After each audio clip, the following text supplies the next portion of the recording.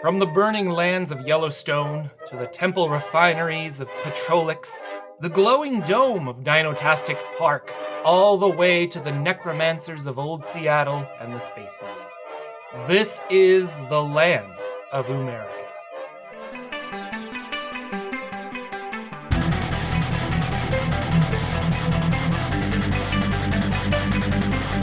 Hello everybody, Jordan here, the PH is silent, and I'm back with more Dungeon Crawl Classic coverage. Today, we're talking about my favorite third-party supplement adventure campaign setting for Dungeon Crawl Classics, and that is Ooo'merica. Yes, it is pronounced Ooo'merica. I believe 100% that is what it is supposed to be. This is a post-apocalyptic America using the Dungeon Crawl Classics game system.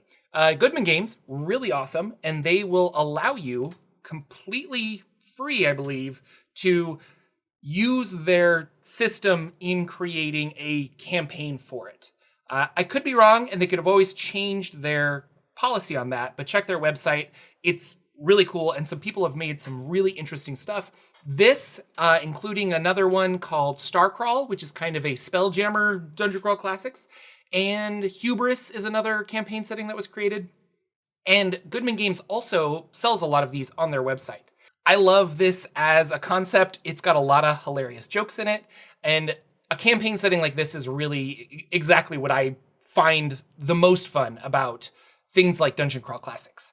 Little inside jokes and puns and stuff like that. So we're going to talk through these books that I have, the Oomerican Survival Guide, where you can get them, and the various classes and places to explore within the lands of Oomerica. Let's dive in. So I have three books. I have the Oomerican Survival Guide, which this was the first one, and then there was a Kickstarter, and I got Oomerica Unnatural and the Oomerican Road Atlas. So these three books are, and there's more books than this. I have a lot of their PDFs as well. And of course, I'll have some drive-through affiliate links down below if you want them. These books in particular were made through the print on demand for drive-through. So if you do want a hardback, you can get one. And they've been pretty good quality so far for me. Like they're holding up. And it's literally the only way to get a hardback of this if you're interested. And I also think the PDFs are pretty reasonable. Very reasonable, I should say. The hardback costs a little bit more, but if you are a collector like me, it's totally worth it. So originally this was a zine called Crawling Under a Broken Moon. And I suppose in this campaign setting, the moon is destroyed and what have you. I actually don't know that much about it. But look at this silly art. It's just kind of crazy. This is issue number 1. They made 18 issues of this. And it was just a new, well, they say it right there, crawling in a gonzo post-apocalyptic fantasy world. So they introduced some new mechanics for technology and vehicles. So there's like a vehicle mechanics as well. And then they just kept going with this zine about all these weird things that could happen in your Oomerica, your Dungeon Crawl Classics Oomerica. Weapons of the Wastelands. And if you're into this kind of stuff, it's really fun. I never thought that I would be a post-apocalyptic kind of person, but the jokes of Oomerica are really nice. So because of the success of these zines, they were able to do a Kickstarter for this. And this is the Oomerican Survival Guide. And they took a lot of the ideas from Crawling Under the Broken Moon and kind of consolidated it. But not everything was like a transfer one-to-one. So actually, I just discovered that you can buy Crawling Under the Broken Moon Compilation. And this is all of the issues just put together in a single PDF, which is really nice. This also comes in a softcover and hardcover print on demand, which I didn't know. So I just ordered that as I was researching this. There's a lot of really good stuff in the zines that you can then use for your game that didn't necessarily, or I should say they're expanded upon in these zines, and they're not hinted at, but just summarized a little bit in the Oomerican Survival Guide.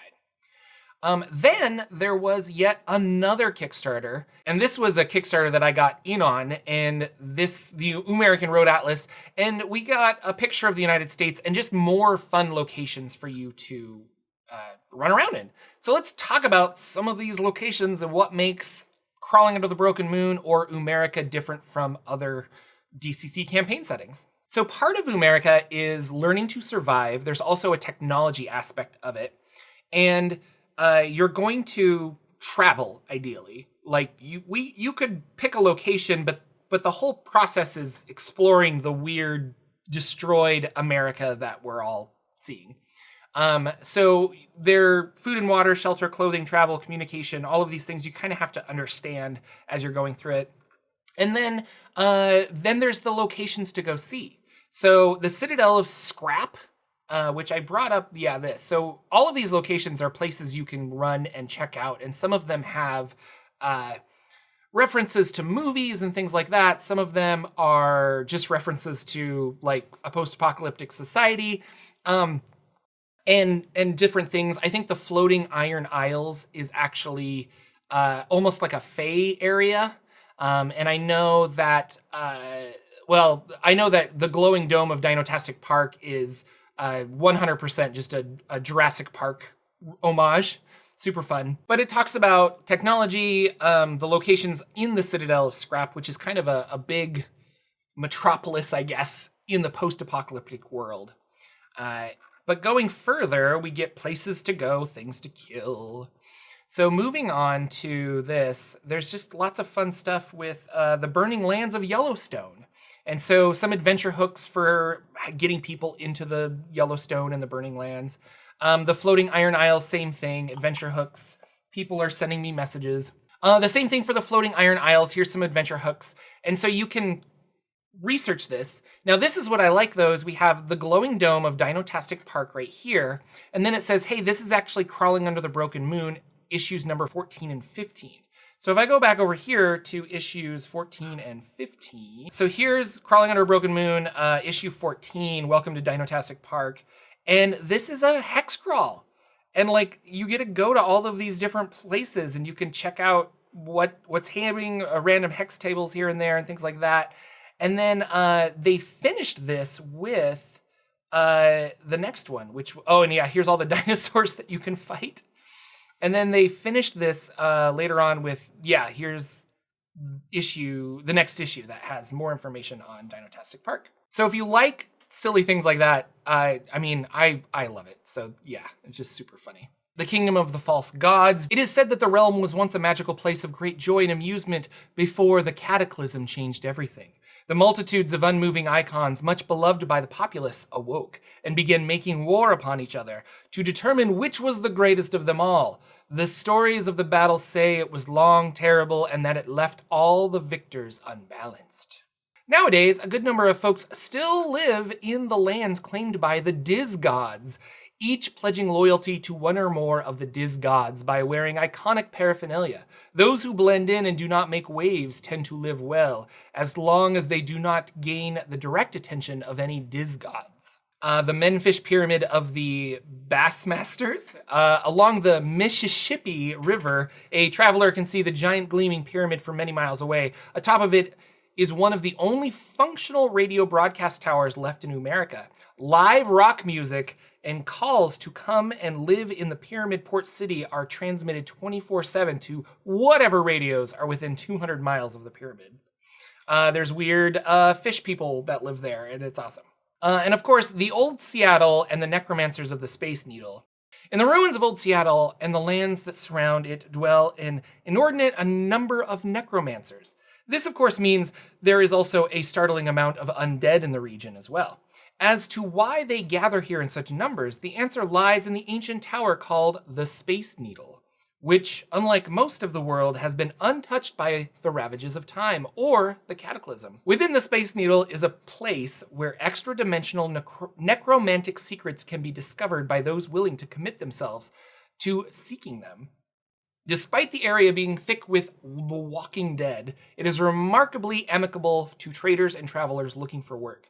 The necromancers who dwell here do not have time to hunt down the rare ingredients or technological components they need for their great works, nor do they wish to waste time with such mundane tasks, too complex for moronic, reanimated servants. So let's move into some of the areas, or some of the classes that we can talk about. So here's Citizens of the Waste. These are for rolling 0-level characters, basically. And you can have, same thing, we have, occupations, your trained weapons and stuff like that. Here's your apocalyptic lucky roll table, just like you would have in Dungeon Crawl Classics. And your Ooo'merica random race, which is optional. And then citizens, equipment table and stuff like that. So classes, what makes this different? You can play the original Dungeon Crawl Classics classes here. And I believe I think it's backwards compatible. You're allowed to use those if you want to. Well, hell, it's your game. Do whatever you want. But there are themed specifics for this, such as Cleric of the Wasteland. So clerics here, and I love the deities. Buddy O'Burger, the clown god of feasting, customer service, and cannibalism. Santa, the jolly avatar of giving. The Lords of Light, the heavenly council of valor and freedom. Cash, just a $, the impartial goddess of barter and wealth. Turn unholy, lay on hands. It all works like the Dungeon Crawl Classics, what have you. And there are some custom spells for this as well. We have the Cyborg. You are part human, part robot. You have artificial body parts. The good news is 50% of all non-area effect attacks taken strike an artificial part, which ignores the first 1d3 points of damage taken, similar to impervious armor, but will never degrade. And then the bad news is all damage taken by your artificial frame parts will not heal on its own and must be repaired. Lay on hands and other healing magics are not effective when repairing them. Now, I will say, I think there's a section that has, they try to incorporate a different style of armor class, and you kind of roll dice to see if you got hit. And I don't really like that, but I will admit that I haven't tried it. So maybe actually playing by those rules, it'll snap in my brain and I'll be like, oh, it makes sense now. But for the most part, I'm like, I don't really know. But you could play this just traditional AC if you wanted to. The Feral Urchin reminds me of Mad Max. The Fossorian, I wanted to say, the Wild Child. You fly into a berserker rage. It's kind of fun. The Fossorian, they can burrow underground. They have attacks or claws for attacks, things like that. The Gray is my favorite. You just straight up are a gray alien. And you get weapon training and a bunch of stuff, night vision. This is kind of the Fae equivalent, I think. You're an elf in a way. You get these cool gifts from the spaceship that's up in the sky. So you can get all of these different things, like a floating drone, a telepathy gauntlet, hovering disc. And I think, there's this down here. So anytime after a Gray reaches level 10, they can choose to summon a flying saucer to beam them aboard to join the Gray Directorate. The Gray has the option of taking a PC or NPC with him as an underling. This would be underling can try to resist the beam on a strength roll. So I think that's a lot of fun that you could ask your ship to come down for help. You can be a mutant, which you have interesting mutations. And if you want to expand upon the mutants, you could actually use Mutant Crawl Classics to give you some more mutant options. Although between this and Mutant Crawl Classics, they're very different games. Whereas this still has remnants of society. People can drive cars and stuff. Whereas Mutant Crawl Classics, everybody doesn't understand technology very well at all. Petrolhead, this is kind of fun. You get to drive around, and there's actually rules for cars and just driving mechanics. The Robot is really cool. Now, it's just a moose. Now, depending on your robotness, how much you look like a robot, you could be okay in social situations because people think you're a human. You're kind of like androidy. Or if you look too much like a robot, they're going to treat you. But that also has advantages. It's really interesting. I would definitely play a robot. Scavenger is kind of a thief, basically, but you get to pick apart technology and use it. The Technologist, you seek to rediscover the glorious knowledge of the past. So you're tinkering and looking for parts and things like that, bot repair. You have skills like use alien device. The Wasteland Warrior, you're a fighter for most. You have some cool moves and stuff. Wizard of the Wasteland, the best possible wizard picture ever. You are a wizard. It's not super crazy, but they have some patrons that are specific to this world, and you can adopt one of those if you want. And then here I was talking about, the new armor rules, and maybe this is for a later video when I actually have more information on it, but I didn't particularly like it at the time, but I haven't actually played it, so maybe I need to play around with it. And some of these things, like burning and stuff, days, dehydration, it might really give you that feeling of urgency and stuck in the middle of the waste.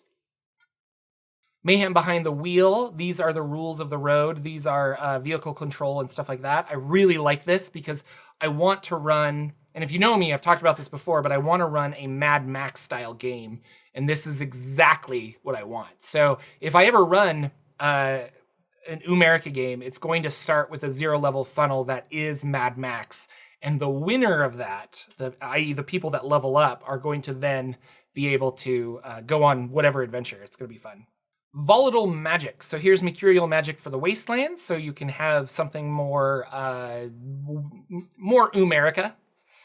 And then extra spells. So here, summon foulness, the curse of life, tech jinx, very Ooo'merica, dealing with technology and some of them like that.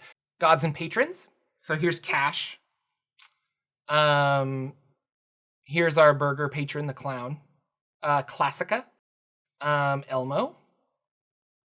This is Kiz, the mighty intergalactic god of rock and roll. The Lords of Light. Nuka, the gentle lady of the holy glow and mother of all mutants. Petrolix, which is straight up Ferngully. I love it. Saagnoid, which is the entity of truth and science. Santa. Silk, which is the golden lord of lies. The Lord of Lies has many names throughout history of Earth, and many other planets. Silk is the most known in Ooo'merica for the smoothness in which his lies flow from his followers. Some say these lies are all part of a grand master plan, and others argue that they are mere whims of the moment with no purpose but to sow discord in the world. If asked, Silk would agree both are true. Technos Discos. And then some of these you can use as patrons too. So here's Invoke Patron if you decide to take some of them. Like Kiz as a patron, even though it was just a god earlier. Mosh Pit is a spell. Control-Alt-Delete. Good spell. This is interesting. I forgot about this. The Synod of the Astro Liches, which is just great. And they're part of the Space Needle. And you can invoke them as a patron. And then a GM section, which actually gives you a little bit of backstory on stuff so that you understand what's happening. And Secrets of the Citadel, which is more information about that Citadel of Scrap, because it's kind of a major city. So I really like this. That is this book, the Oomerican Survival Guide, which I think is really all you need. I would also recommend the Crawling Under the Broken Moon zines, which you can get as a compilation here. And then the other two books I have, if you are running more games here, then definitely the Oomerican Road Atlas has just more stops for you to go to. And some random tables to get various, like roadside attraction generator. Like that's a fun idea. And then weather, so you get weather storms and stuff like that. And then there's gangs, there's people out there that are trying to attack you and steal your stuff, like the Komodo Motos. Those are definitely out there. The Cenobikes, the Sons of War, the Robo Rollers. Yeah, really fun stuff. Here we are, Ooo'merica Unnatural. And this one, if I'm remembering, we have more. Oh, psionics. This introduced psionics into the world of Ooo'merica. Because, how can you have post-apocalyptic and radiation without, psychics? There's new types floating around. And it looks like it operates a lot like Magic, but with a lower focus die. So yeah, kind of interesting. And new classes: Wasteland Scion, the Psi Mutant, the Silatan, the Beastkin. Oh, that's fun. So let's talk about magic items. Quick, we'll do the undo button. These rare and valuable devices are one use only and disappear after activation. Due to the nature of the device, it is theorized that there may only be one in existence and that it simply moves physically and temporally through our universe. Each time it is used, regardless, it appears as a simple 6-inch orb with an obvious latch to open it. Once open, there is an obvious button and clear instructions on how to use it. When activated, the user can undo one action by rolling time back up to 3 minutes. Anything that happened during the specified undo time did not happen. At some point during the instantaneous chrono shift, the undo button will vanish.